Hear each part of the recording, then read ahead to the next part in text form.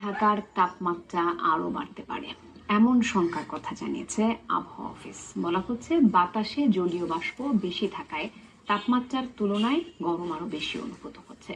সেই সাথে রাজধানীর বায়ু অস্বাস্থ্যকর হয়ে উঠেছে। এদিকে উচ্চ তাপমাত্রা রেকর্ড করা হয়েছে চুয়াডাঙ্গায় 40.7 ডিগ্রি সেলসিয়াস। ঢাকা সহ মোট 56 জেলায় বয়ে যাচ্ছে তাপপ্রবাহ।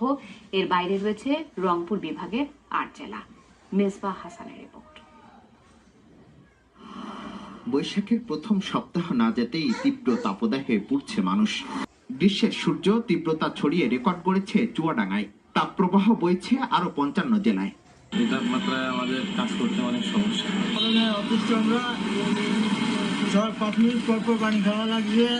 আপাতত কোনো সুখবর নেই আবহাওয়া অফিসের কাছে।